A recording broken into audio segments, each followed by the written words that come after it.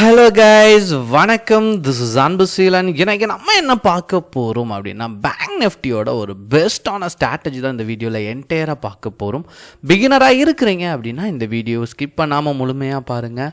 Education பர்பஸ்க்காக என்னுடைய Telegram group, WhatsApp குரூப்பில் இணையனும் விருப்பம் உள்ளவங்க டிஸ்கிரிப்ஷன் பாக்ஸில் லிங்க் கொடுத்துருக்கேன். அந்த லிங்க்கை பயன்பெற்று கொள்ளலாம். இப்போ நம்ம வீடியோக்குள்ளே போகலாம். ஸோ வீடியோ பார்ப்பதுக்கு முன்னாடி வீடியோவுக்கு லைக் பண்ண மறந்துடாதீங்க. ஸோ இனிஷியலாக நீங்கள் ஸ்டாக் மார்க்கெட்டுக்கு வரச்ச ரொம்ப முக்கியமான விஷயமே என்ன அப்படின்னா, எந்த அளவுக்கு உங்களுடைய ஸ்ட்ராட்டஜியை நீங்கள் பில்ட் பண்ணுறீங்களோ அதில் ரொம்ப ஃபர்ஸ்ட் நீங்கள் முதலிடம் கொடுக்க வேண்டியது இந்த சப்போர்ட் அண்ட் ரெசிஸ்டன்ட் தான். இப்போ நான் ரீசெண்டாக ஒரு கமெண்ட் பார்த்தேன், சரிங்களா. சப்போர்ட் அண்ட் ரெசிஸ்டன்ட் எப்படி மார்க் பண்ணுனீங்க அப்படிங்கிற மாதிரி கேட்டிருந்தார், சரிங்களா. இது வந்து பாரதி ஏர்டெல் மட்டும் கிடையாது, எல்லாத்துலேயுமே ஜென்ரலாக இப்போ நீங்கள் பேங்க் நிஃப்டி எடுத்துட்டாலுமே என்ன பண்ணோம் அப்படின்னா, சப்போர்ட் அண்ட் ரெசிஸ்டண்ட்டை வந்து நீங்கள் சரியாக ஃபைண்ட் அவுட் பண்ணணும். ஏன் அப்படின்னா, புக்கில் ரொம்ப தெளிவாகவே கொடுத்துருக்கோம். நான் எம்பிஏ படிக்கச்ச ரொம்ப தெளிவாகவே கொடுத்துருப்பாங்க அந்த புக் மெட்டீரியல்லையே. என்ன அப்படின்னா, மார்க்கெட் வந்து இந்த மாதிரி ஜிக்ஸாக்காக தான் சஸ்டெயின் ஆகிட்ருக்கும். நீங்கள் நினைக்கிற மாதிரி மார்க்கெட் ஒன்ஸ் அப்படி ஹையாலாம் போயிடாது. ஒன்ஸ் மார்க்கெட் மேலே போச்சு அப்படின்னா கட்டாயமாக கீழே இறங்கும், சரிங்களா. இங்கே ஒரு ரிவர்சல் எடுத்தே ஆகும். அதனால தான் இப்படி தான் ஜிக்ஸாக்கில் தான் போயிட்டுருக்கும், சரிங்களா. இப்போ சப்போர்ட்லேருந்து ரெசிஸ்டண்ட்டை நோக்கி போகும்போது நீங்கள் என்ன பண்ணலாம் அப்படின்னா பை பண்ணலாம். அதே இது ரெசிஸ்டண்ட்டை பிரேக் பண்ணும்போது என்ட்ரி கொடுக்கலாம், சரிங்களா. அப்புறம் ரெசிஸ்டண்ட்டை பிரேக் பண்ணி இங்கே ஒரு ஜிக்ஸாக் எடுத்து அப்புறம் தான் மேலே போகும், சரிங்களா. ஸோ இந்த ஜிக்ஸாக் மோட்லேயே ட்ராவல் ஆகும். இதை நீங்கள் ஃபைண்ட் அவுட் பண்ணியே ஆகணும். இதில் அப் ட்ரெண்டில் இருக்கா அப்படிங்கிறத நீங்கள் ஃபர்ஸ்ட் எப்போதுமே வந்து செக் பண்ணிக்கணும். இப்போது நான் வந்துட்டு டே டைம் ஃப்ரேமோட நான் பேங்க் நிஃப்டியில் வீக்லி டைம் ஃப்ரேம் போடுறேன், சரிங்களா. இப்போது இதில் நான் என்ன பண்ணுறேன் அப்படின்னா, கீழே சப்போர்ட் லைனை எடுத்துட்டேன், சரிங்களா. இதை கரெக்டாக வச்சிங்க அப்படின்னா இந்த இடத்துக்கு சரியாக வரும். அதே போல் ரெசிஸ்டண்ட் எடுத்துடணும்.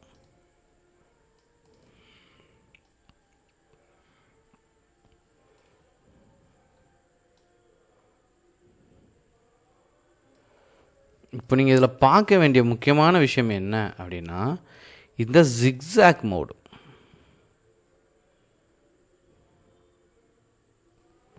இதில் நீங்கள் பார்த்தீங்கன்னா கரெக்டாக ட்ராவல் ஆகும், சரிங்களா.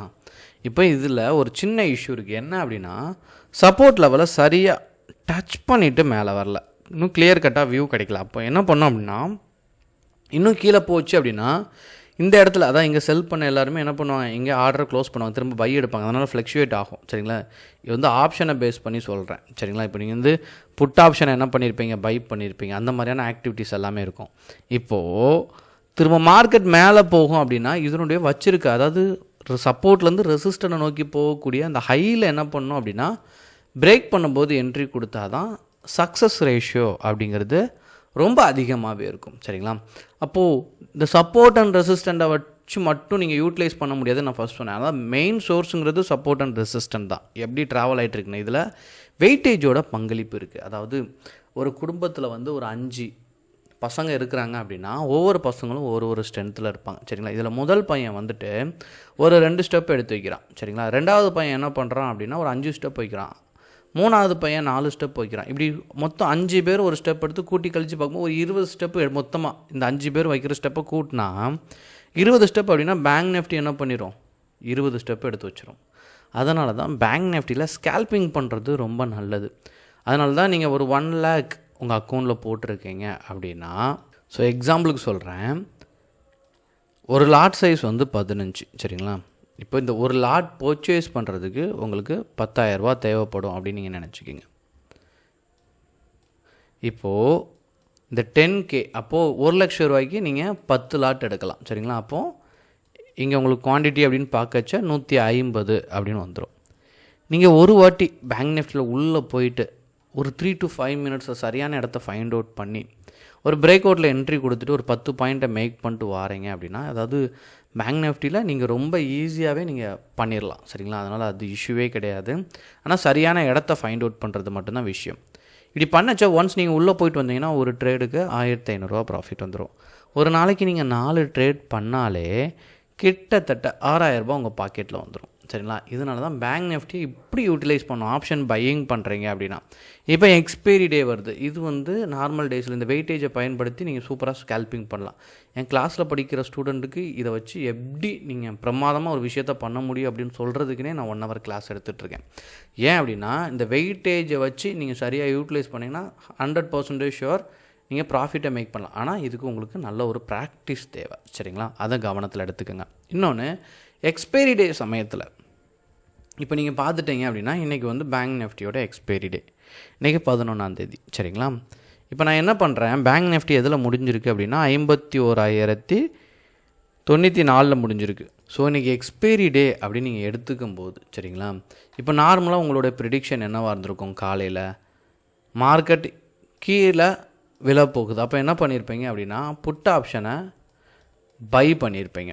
ஆனால் எக்ஸ்பைரி டேயில் மட்டும் அந்த இது பண்ணவே கூடாது. ஏன்னா இன்றைக்கி முடியும் போது உங்களுடைய ஸ்ட்ராட்டஜியை நீங்கள் மாற்றினீங்கன்னா சூப்பராக ப்ராஃபிட் வரும். எப்படி வரும் அப்படின்னா, கீழே சரியும் போது கால் கீழே சரியும், புட்டு மேலே எந்திக்கும், சரிங்களா? அப்போ என்ன பண்ணுங்கள், காலை செல் பண்ணுங்கள். அப்போ என்ன பண்ணுங்கள், கால் ஆப்ஷனோட இந்த மணி எடுத்துருங்க, சரிங்களா? 51,000 பேங்க் நிஃப்டியில் எடுத்துப்போம்.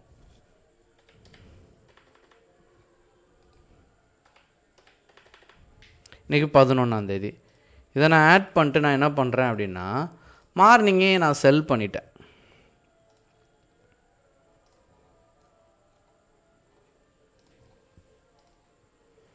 ஸோ மார்னிங் 5 minutes கேண்டில் இதனோட ஹையை மார்க் பண்ணுறேன். நான் இதை செல் பண்ணாலே, ஏன்னா எக்ஸ்பைரி டே சமயத்தில் அவுட் ஆஃப் த மணி எல்லாமே என்னவாகும், 0 ஆகும். அது நமக்கு ஃபேவராக அமைஞ்சிரும், சரிங்களா? அப்படி அமையும் போது இங்கே பார்த்தீங்கன்னா 230 பாயிண்ட் கிட்டத்தட்ட நீங்கள் ப்ராஃபிட்டை மேக் பண்ணிட்டு 1 ஷாட்லேயே வெளியே வந்திருக்கலாம். ஆனால் நீங்கள் நினைக்கிற மாதிரி பேங்க் நிஃப்டி போகணுன்னு அவசியம் இல்லை. சப்போஸ் எக்ஸ்பைரி டேயில் ரிவர்ஸ் ஆயிடுச்சு அப்படின்னா நீங்கள் காலை செல் பண்ணி வச்சிங்களா, புட்டையும் செல் பண்ணி வச்சுருக்கேன், கொஞ்சம் நேரம் வெயிட் பண்ணுங்கள், திரும்பியும் நீங்கள் இதை ஐடென்டிஃபை பண்ணலாம், சரிங்களா? அதுக்கடுத்து 3 hours டைம் ஃப்ரேம் இருக்குது, சரிங்களா? அப்புறம் நீங்கள் என்ன பண்ணுவீங்க, 3 hours நான் மேஜரை சொல்லி கொடுக்குற அடுத்த லெவல் இதுதான். 3 hours கேண்டோட லோவை பிரேக் பண்ண வச்சா அடுத்து என்ட்ரி கொடுத்தாலும் சக்ஸஸ் இருக்கும், சரிங்களா? அது எக்ஸ்பைரி டேயில் ஒர்க் ஆச்சுன்னா ரொம்ப நல்லாயிருக்கும். அப்போது என்ன பண்ணுங்கள், திரும்ப என்ட்ரி ஆகி அதாவது புட்டை ரிலீஸ் பண்ணி விட்டுட்டு காலில் ரிமைனிங் ப்ராஃபிட்டை நம்ம என்ன பண்ணலாம், ஏன்னா செல் அடிச்சிருக்கோம், அதனால் நமக்கு என்ன ஒரு நல்ல ப்ராஃபிட்டை மேக் பண்ணிடலாம். இந்த மாதிரி நீங்கள் ட்விஸ்ட், அதாவது எஜுகேஷன் எந்த அளவுக்கு இம்பார்ட்டன்ட் கொடுக்கீங்களோ, கேண்டில் ஸ்டிக் பேட்டர்ன், தென் இண்டிகேட்டர்ஸ், தென் உங்களுடைய பேசிக்ஸ் நாலேஜ், மார்க்கெட்டை பேஸ் பண்ணி எப்படி ட்ரேட் பண்ணுறீங்க, இது ஒரு சைடு இருந்தாலும், சரிங்களா, யுத்தி அப்படிங்கிறது உங்களுக்கு கொஞ்சம் தெரிஞ்சிருக்கணும். மார்க்கெட் சூழல், அதாவது படித்ததுக்கும் நீங்கள் வேலைக்கும் சம்மந்தம் இருக்குது. அதே மாதிரி தான் இங்கே இருக்கிற மார்க்கெட் சூழலுக்கு படிப்பு ரொம்ப முக்கியம். படிச்சுட்டு உள்ளே வந்த உடனே ஆனால் எல்லாத்தையுமே இதிலே படித்ததே அப்படியே அப்ளை பண்ணாலும் ஒர்க் ஆகாது. ஸோ சுற்றி இருக்க சூழலை புரிஞ்சுக்கிட்டு டைம் டிகே இதெல்லாம் கொஞ்சம் படிச்சிட்டிங்க அப்படின்னா, அதை பற்றி புரிதல் வந்துருச்சு அப்படின்னா you will become a good trader. உங்களுக்கு ஏதாவது டவுட் இருந்தாலும் கண்டிப்பாக கமெண்ட் பாக்ஸில் உங்களுடைய டவுட்டை தெரிவிங்க. Okay guys, thank you so much for வாட்சிங் this video. Tata, bye bye, see you.